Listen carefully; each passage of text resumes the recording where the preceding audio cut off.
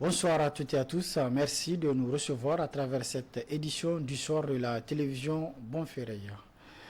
Le prix du sac de 25 kg de 25 kg de riz connaît toujours un rehaussement au niveau des revendeurs dans certains quartiers point de vente de Niamey, des quartiers de Niamey. Le constat dans ce reportage a signé Aïchatou Mohamedou et Omar Boukari. Le 7 octobre 2023, le ministre en charge du commerce, en accord avec quelques opérateurs économiques, avait fixé le prix du sac de 25 kg à 13 500 francs CFA. 10 jours après cette décision, le sac coûte 15 500 francs CFA dans certains quartiers de la capitale. Abba, ce revendeur, justifie ce prix de 15 000 francs CFA à laquelle il cède le sac aux clients. 15 500. Je paye les sacs à 14 800 francs et je revends à 15 500 francs. Si les grossistes nous le cèdent à un prix élevé, nous sommes obligés de revendre un peu plus cher pour trouver du bénéfice. Face à cette situation, il demande aux autorités de prendre des dispositions pouvant alléger les souffrances des consommateurs. Nous souhaitons que les décideurs sensibilisent de plus en plus les grossistes pour que ces derniers revoient les prix en baisse. Malgré les multiples visites de terrain du ministre du Commerce au niveau des entrepôts et magasins des exportateurs, les pourparlers avec les grossistes et la réduction de 25% du taxe douanière, le prix du riz ne fait que grimper. Dans certains magasins, le riz semble même inexistant.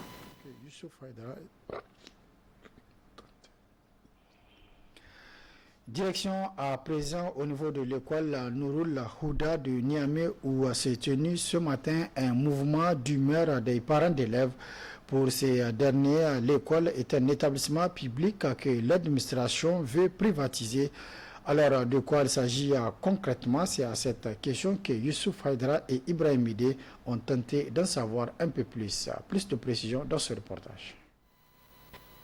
Réunis à la devanture de l'école franco-arabe Nouroul Houda de Niamey, les parents d'élèves disent être confus et en colère. Au motif de cela, la privatisation de l'école où étudiaient leurs enfants jusqu'ici. Pour les parents, l'école de leurs enfants est une école publique. Donc, pas question de payer quoi que ce soit pour la scolarité de leurs enfants. Juste à la rentrée, ils ont fait sortir les enseignants de l'État pour amener leur une plaque, soit disant qu'ils ont eu un agrément et que c'est privatisé maintenant. Donc nous, on avait dit qu'on ne comprend pas, puisque cette école-là, c'est l'État qui paye les enseignants. C'est l'État qui a construit les classes. Donc et maintenant, au dernier moment, les élèves veulent rentrer, on nous dit, maintenant il y a déjà un retard de plus de 3 semaines. Les enfants sont en train de balader maintenant. Hein, ils sont déjà en retard. Et voilà le problème. En se rapprochant du représentant du fondateur de l'école franco-arabe Nouroul Houda, nous apprenons que l'école, de sa création à ce jour, a connu une histoire, un processus qui l'a fait évoluer d'école à régime non lucratif à celle d'un régime lucratif. C'est une école privée. Mais une confusion s'est entretenue. La confusion a commencé quand l'inspecteur avait informé ses agents que dorénavant, qu'à partir de cette année, l'école ne sera plus dans le régime qu'elle était. C'est-à-dire un régime conventionné, parce que l'école a commencé avec le projet Faipan de la BID. Il y a le fondateur et il y a le partenariat avec l'État. Une partie des enseignants, c'est pour l'État. Les francophones, les arabisants ont été recrutés par le fondateur avec la BID, le projet. Vous savez, ce genre de projet, après 3 ans, ils remettent aux bénéficiaires toutes les réalisations. Cette version a été confirmée par la direction régionale de l'éducation nationale, qui explique qu'au départ, c'est une école coranique pilote, transformée en une école coranique rénovée avec le soutien du ministère et d'un projet tel que le PAIFAN. Puis, par la suite, l'école a été transformée en un établissement privé. La Direction régionale de l'éducation nationale rassure que le quiproquo autour de cette école Nourul Huda est dû à une carence d'information ou de communication entre les responsables administratifs de l'école et les parents d'élèves. Et cette situation sera résolvée dans les prochaines heures, a rassuré l'ADREN. Autre aspect de cette édition, le préfet d'Aïrou continue de prendre le pôle des administrations du département. Comment fonctionnent les services de santé? C'est pour avoir la réponse à cette question que le capitaine Haruna Adamou Ango était dans les différents centres de santé. Commentaire signé à Balima Bourema sur les images de Abdoulaye Amadou.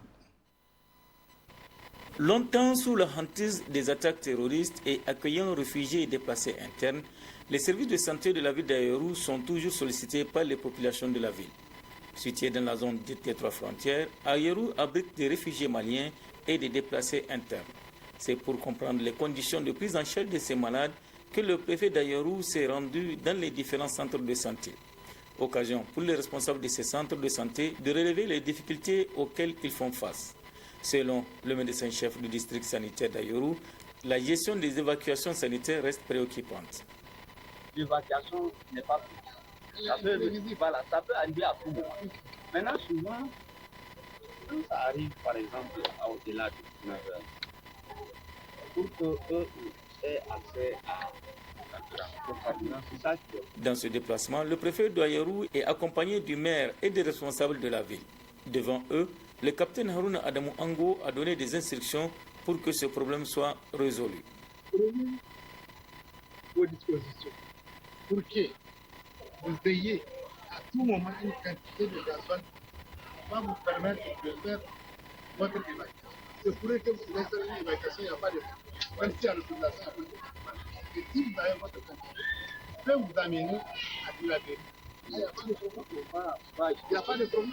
Depuis le début du conflit au Mali en 2012, le département d'Aïrou accueille environ 2000 réfugiés maliens et 14 191 déplacés internes avec l'avènement des groupes non étatiques qui écument cette zone depuis 2017. Nommé à l'issue du Conseil des ministres du samedi dernier, l'imam Ben Salah est le nouveau commissaire du commissariat à l'organisation du Hajj et de la Umrah Koho. Le directeur général de l'agence de voyage de pèlerinage Badra a apprécié cette nomination et les attentes sont nombreuses pour relever les défis. Pour en savoir un peu plus, suivez donc ce reportage de Oussena Assoumi et Rabilabo. Imam Ali Hamouda Ben Salah, ancien ministre des Affaires religieuses et grand prédicateur de la mosquée du quartier Cité chinoise, conduira désormais la destinée du commissariat chargé de l'organisation du Hajj et de la Umrah Koho. La décision a été prise au Conseil des ministres du 14 octobre dernier par mesure individuelle au titre du cabinet du Premier ministre. Une nouvelle qui régit à plus d'un titre les acteurs du Hajj et de la Umrah. C'est quelqu'un qu'on a travaillé avec lui, c'est quelqu'un qu'on a vu à l'œuvre. D'abord, c'est un ancien ministre des Affaires religieuses. Il a fait de son mieux dans le cadre de l'organisation du Hajj en 7 ans. Et depuis la création du Koho, il est là dans la mission de l'encadrement. Il joue un rôle très important dans la mission de l'encadrement. Donc, pour nous aujourd'hui, c'est l'homme qu'il faut à la place qu'il faut.